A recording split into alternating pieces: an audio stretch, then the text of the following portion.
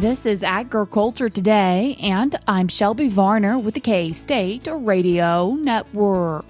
Glynn Tonsor, K-State livestock economist, begins today's show with an update on the cattle market, Feedlot Returns, and the recent meat demand monitor. K-State Extension beef veterinarian A.J. Tarpoff continues today's show as he explains what heat stress is for livestock, the most common causes, and what producers can be doing to help reduce heat-generating events. Ending the show is A.J. Tarpoff as he continues with heat stress reminders and what people should do when their animals start getting too hot. That and more is coming up ahead on Agriculture Today.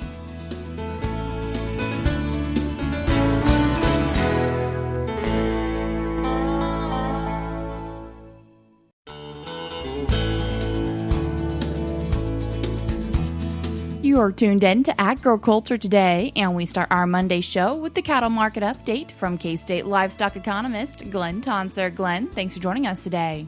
My pleasure, and good morning, Shelby. Glynn, what are we seeing for the cash cattle market? Yeah, this past week was pretty flat or steady, depending on which market we might quote here. AMS called the Friday fed cattle market at 260, which I would say was flat, very consistent tone with the week before. AMS called the feeder cattle market steady to $10 higher, depending on exactly where in the country and what weight class we're talking about. Here in Kansas, Pratt specifically, there's two lots that were higher than the week before. 107 head weighing 876 went for 351. A little larger lot, 158 head weighing 965 went for 348. Both of those would be up about $5 on the week. So cash trade was flat to up this past week. Continuing looking at this past week, what do we see for futures? Yeah, so the board was pretty much flat, maybe down $1 depending on which contract. June live cattle was down $1 on the week at 248. It's down about $5 over the past month. August feeder cattle's 348, also down about $1 this past week. And as most know, the feeder cattle market's pulled back more, so down my notes here, $23 in the past month. Do we continue to see some of that flatness when we look at box beef? On balance, yes, but a differentials of note. So choice is $391 on Friday, up about $1 for the prior week. Select is $383, down $1. So neither one of those are major movers. But what I will highlight is, I believe last time I was on here with you, we were talking about a very narrow choice select spread. Does that mean what it used to mean and so forth? Historically, we see that grow going into 4th of July in particular, and it is growing as we speak. So that's consistent with past behavior is why I do that call out. At $8, it's wider than it was before. There's been years before it had been closer to 20, so it may well widen a fair amount. But to remind our listeners, we probably have more cattle grading prime than select this year. So the choice select spread doesn't represent as many pounds as it once did. So we probably don't need to overreact to that quite as much as we have in the past. And while we're thinking about the cattle market, wanting to touch on your feedlot returns, and what are some variables you take into account when putting this together? Yeah, so this past week, we posted our monthly feedlot returns, as you said, to Ag Manager. Shout out to Justin Wagner over in Animal Science and Industry Department and others he works with, those that fill out the Focus on Feedlot survey. I'm starting there because you asked what variables we use. It starts there. So production side stuff comes from that survey. So animals in, animals out, placement weight, placement out, death loss, average daily gain, that kind of stuff we're using from that exercise. So thank you, Justin. Thank you, producers doing that survey. Please keep it up. And then we bring in, historical corn prices from Garden City to give us grain side insights, Western Kansas feeder cattle prices, and then the Kansas negotiated fed cattle price to put together basically the calculator. So a historic profit estimate for steers and heifers leaving Kansas yards. And the only other variable to answer your question is these are projections as well. We look out over the next 8 months. And we're using the board, so CME futures for various months looking forward, again, for corn, feeder cattle, and fed cattle, and then adjusting them for the Kansas situation using historic basis is what enables that. So hopefully that backdrop tells people, how we do it. It's all on Ag Manager. The punchline, if you pull it up, is the most recent numbers, is positive returns are expected here through August. So steers leaving Kansas yards be a positive return. They vary quite widely. Depends on what you paid for the steers coming in and how much of a regression we've had on fed cattle price by month. And then when we get out to Labor Day, those projections turn into red ink.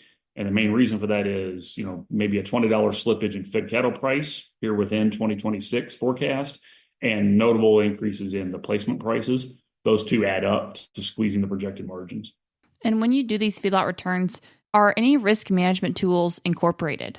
They are not. It's sort of a cash.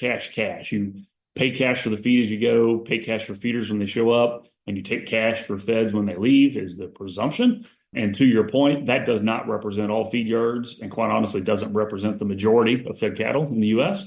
because there is aspects of risk management in place on a lot of cattle. But this is mimicking a fully exposed to the market barometer. And because of that, the profits are higher than reality and the losses are larger than reality because risk management mitigates those extremes. That's important to note. And when you pull up the document, that's one of the first things that we say in there. And Glynn, of course, wanting to talk about the meat demand monitor. And what is some of the first data you have to share with us today? Yeah, so we are here in June. Over the weekend, we cranked on the May report. It will be posted to Ag Manager here, likely before the day's over. The punchline of that is mixed bag. So the beef category was down, specifically ribeye steak and ground beef demand at home. So retail channel was lower than it was in April. Similar tone when I look at the pork products and the chicken breast products. So there was some pullback in our domestic meat demand retail measure. When you flip over to food service, and we do the dinner meal away from home specifically, that story is similar. Ribeye steak was up slightly. Most of the categories are basically flat or off a little bit. So to put a bow on that for a moment without getting lost in individual categories, is it looks like May demand was softer than April when it comes to meat per the meat demand monitor. Any ideas as to why that was? So I've been concerned for quite a while about financial situation, and I'll jump to one of my other notes here is May set a new low in that regard. And what I mean by that is in May, 39% of the public told us their finances are worse than a year ago.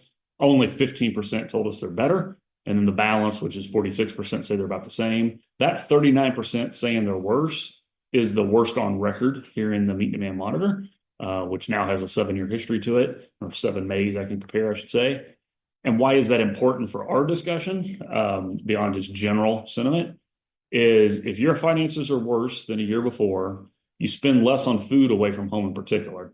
You spend less at the grocery store also, but you definitely spend less away from home if you go to restaurants less often. So it's a headwind for food service meat demand. And then regardless of market channel, you tell me, because we ask this all the time in the meat demand monitor, beef, pork, chicken, how many meals yesterday did you have that include those? You're way less likely to have had any of those major meats if you tell me your finances are worse. So if your finances are tightening, your wallet's tightening, so to speak, you're a little bit, watching your resources closer, and you're less likely to buy more expensive items like meat protein. That's why we're concerned about it. And it's a really long way of telling you, Shelby, my best guess of why we have some softness in May is growing concern by the lower K, right? The part of the K-shaped economy where folks are saying things are getting worse is in aggregate starting to weigh on the channel more than it was before. Are you concerned that it is going to continue that way? I remain concerned. I've been saying for quite some time, though, I've been concerned for a while and been wrong and happy to admit I've been wrong. In aggregate, beef demand in particular has outpaced that concern. So, we're 2 years into this particular sentiment development. It's not new that things like GDP and the stock market and so forth are doing well at the same time that more people are saying they're doing worse. So there's a disconnect between some of these economic measures and some of these sentiment measures. I don't hide that. I talk about it all the time. But at some point, they're probably going to point to the same direction. And my concern is if and when that happens, and I hope May wasn't when it started, but if it did, it definitely is a headwind for all meat and beef demand that we're talking more about this morning. And as you're talking about economic and sentiment, what are some major differences between those two? Yeah, so the sentiment is a survey-based metric. I'm asking you how your finances are compared to a year ago. So it's sort of up to you how you interpret that, right? If you had goals and you expected the checkbook to be $1,000 higher than it is, you might be pessimistic, even if in reality it's $20 higher, right? So you could have those kind of reality disconnects, if you like. The GDP is a emotionless measure, right? It's the size of the U.S. economy. The S&P 500 is an emotionless measure, right? The value of the 500 largest companies, so forth. So the difference between like a measure that's exposed to human emotion or human perception versus not is real. No reason to hide that. That's why you get these disconnects over time. But at some point, if more and more people in the US public are pessimistic and their buying behavior matches that, I mean, that's the trigger to this. Is it's one thing to be pessimistic. It's when your buying behavior matches being pessimistic. That's when it becomes a headwind. And that's why I remain concerned. As you are looking at that financial sentiment, then, are people still choosing to include these meat proteins in their diet? They are. So, the daily inclusion rates of beef, pork, and chicken are on par with what they've been before. The beef one is slipping some, but that's consistent with, availability is slowing some, and so math says it needs to. The punchline here is these differentials. So the people that say they're doing better than a year ago might have higher demand. They're buying more frequently, and they're the ones buying ribeye steak. Those are, as an example, higher priced, higher quality product. Those that say they are doing worse, which again hit 39% in May, which is the most on our May records, at least here, they are less likely to have any meat in the prior days. And within that space, they're particularly less likely to be paying up for a beef steak. Glynn, if people want to find more information on this, can you remind us where they can do that? Yeah, so everything with the meat demand monitor specifically is co-sponsored by the Beef and Pork Checkoff. I'm referring to a base monthly report. Those are posted to our agmanager.info website. So is the Feedlot Returns. That's a monthly exercise. You can find that under the Livestock Returns section of Ag Manager. And the earlier stuff was USDA market data, which you won't necessarily find. You'll find charts on Ag Manager, but going directly to USDA AMS for that each week is what I'd recommend. Glynn, I appreciate you taking the time to join us today. My pleasure. Thanks for having me on, Shelby. That was K-State livestock economist Glynn Tonsor. I will link these resources in today's show notes on agtoday.net. We're cutting to a short break now, but we'll be right back.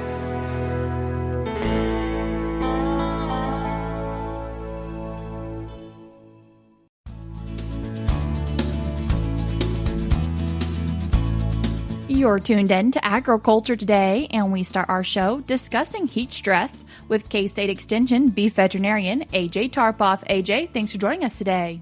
Always a pleasure. AJ, before we discuss maybe some of the factors that can accidentally increase chances of heat stress in livestock, what is heat stress?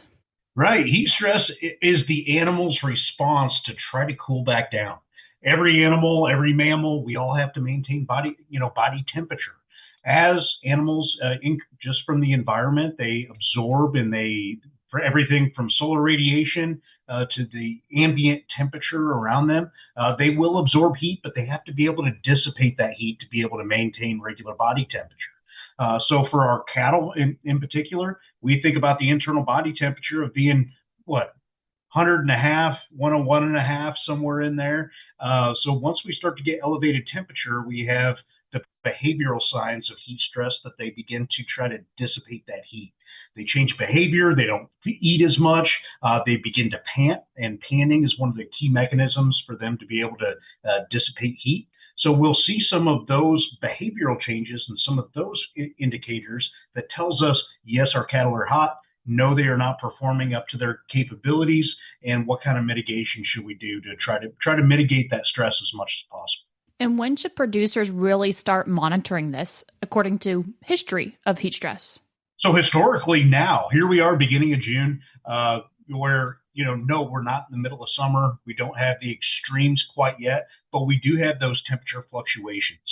We do, and right now we're actually getting moisture and rain through many areas of Kansas, that we have elevated humidities. And then we can have some of these individual days or a series of days where we'll have elevated temperature along with elevated humidity, and wind speed and solar radiation are the other key factors with how animals interact with their environment. So when we don't have a cloud in the sky and we have no wind, with high temperature, high humidity, that is a recipe for disaster. So planning accordingly and making sure that we're monitoring some of those weather conditions is pretty important. And it's a good reminder now here in the beginning of June that those stressful scenarios can begin to happen. And on top of that, our animals are not acclimated to those elevated temperatures quite yet. Just like everybody, just like people, we do acclimate to the temperatures around us, but it takes a little time. So some of our cattle are probably still shedding some of their winter coats. They're still acclimating to some of those weather changes, because we have had quite a bit of fluctuations of 30 degrees or more, even within a 12-hour period. So now is the time to prepare. It's a good reminder for everybody that we need to move away from kind of our winter feeding strategies. So it's time to get rid of some of the wind blocks or some of the haystacks that we've been feeding animals behind during the winter months. We kind of need to transition to be able to open up some of those environments, maintaining airflow, and to be able to increase the comfort for the rest of the summer. Should producers maybe also look into shifting when they're feeding their livestock? You bet. So when we look at kind of mitigation of heat stress, we can start very simply, feed and water, right? The most essential nutrients of life. We can't forget about the basics. Number one, water. Water needs do increase exponentially whenever that temperature starts to spike. So during heat stress scenarios, those animals need access and higher quantity of good, cool, clean water. So we may have to increase our water tank capacity. That might mean we're going to put out extra tanks. We can manually fill those a number of different ways so where we can increase water access. If you're in a pen scenario and you don't have full pens, or maybe you have some empty pens, you can always split pens to be able to increase that water capacity as well. So the water is number one. Feed, as you mentioned, absolutely. So we've done some research here, this past summer at the beef stocker unit here at K-State, looking at changing the feeding time, where theoretically, if we start to feed cattle later into the evening hours, the heat of digestion occurs in the overnight hours and does not capitalize during the heat of the day. So we're not building up some of those stressors all at the same time. So we can spread them out over numerous hours where it's not as stressful and they don't get the full heat load all at the same time. And what we found is, yes, there is some functionality that when we're feeding into the later afternoon hours, those cattle consume that feed in the overnight hours. They have their peak heat of digestion overnight, so it does not happen at the same time during the heat of the day. So that can be a valuable thing that we can start shifting, even shifting if you're feeding multiple times a day, feeding the majority of that ration in the later afternoon. If you're feeding 2 or 3 times a day, we're just shifting the volumes that we're trying to deliver. So feed, water, I think that starts everything off. Then we can get into some of our other environmental scenarios that we can do. That's an elevated level of management, but can very much reduce some of the severity of some of those stressful events. Number one being shade. If you have access to shade, not all shade is created equal. Some shade, if inappropriately utilized, can actually be more of a detriment. So we need to keep in mind that on a per head basis, we want the shaded area of about 25 square feet.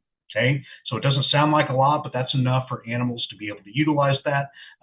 If we have less than that, we can have cattle bunching, which doesn't allow some of the heat dissipation during the heat of the day. Height of some of those shade structures, what I like to tell folks is, yes, 25 square feet on the ground, but we want those high enough that if you need to get a loader, a tractor, anything like that, that you can drive underneath that shade comfortably, that usually gives us enough elevation where we're not trapping any heat from the pen environment. So that's shade. Yes, we can increase feed efficiency. We can increase some of the cattle comfort. We increase average daily gain whenever we're utilizing them, at least from some of our research here at K-State. So again, useful tool, big investment for the operation. There's some newer mesh materials that can be utilized instead of our solid structures. So there's some things to consider and things to look into. On top of shade, we can look at other pen scenarios, bedding, believe it or not. The pen floor absorbs an enormous amount of solar radiation during the day. And so if you have an ungrassed area or you're feeding in a dirt lot or a confinement scenario, that pen floor can reach upwards to 140 degrees Fahrenheit during the summer months. That's hot. And we feel it's like walking across an asphalt parking lot. You can feel that heat radiate up through your shoes. It's very similar for the cattle, but they have to stand in that scenario. So it increases some of the standing behavior and things like that. Now, when we use bedding, we can bed certain areas of the pen, and we can reduce the pen floor temperature by upwards to 25 degrees Fahrenheit. So that's a huge change in just the ambient temperature of what those animals are standing in to, one, increase comfort, two, allow those animals to relax where it's not as stressful just get in that given environment. Now, sprinklers are something that also comes up and it has a lot of discussion on when it comes to heat stress. Now, sprinklers is kind of a positive and negative. If they're used incorrectly, they can be very detrimental.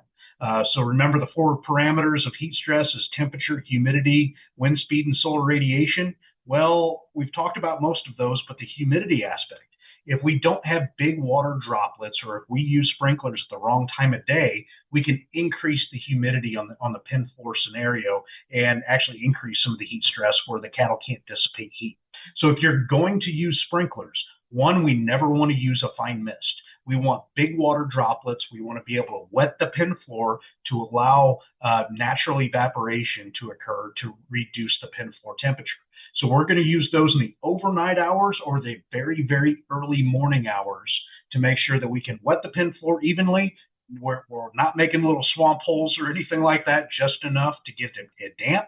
Evaporative cooling cools that pen floor before the next heat of the day. So that would be something to consider if you're utilizing sprinkler systems. But far and wide, one of the most beneficial things that we can do during heat stress scenarios is our own management. We want to reduce heat generating events for our livestock. So what's a heat generating event? Well, it's anytime we're moving or manipulating those animals. So if we're processing, if we're shipping, if we're sorting, if we're doing anything like that, that's a heat generating event. So again, we can't just stop all management process during certain times of the year. We still need to accomplish those tasks. But what you can do is to change our work hours, making sure that we have any of those management things done by 10 a.m. We want that done where those animals are uninterrupted for the rest of the day, where they might elevate their temperature a little bit by working, but then they're not messed with the rest of the day, and that's all done before 10 a.m. So all of those are different things. It's kind of a pick and choose. Every operation is different. It's good to have options for producers to start to work through. And I think, it's understanding what works for me, and you can pick and choose a couple of these different scenarios to be able to reduce the stress on your animals. That was Kansas State University Extension beef veterinarian A.J. Tarpoff as he discussed heat stress in livestock. We're cutting to a short break now on Agriculture Today, but when we come back, we'll once again be joined by AJ as he continues his conversation. If you are reaching your destination and aren't going to be able to hear the rest of today's show, you can always find it and previous shows by going to agtoday.net or by searching for Agriculture Today on your favorite podcast platform. We're now cutting to that short break, but we'll be right back.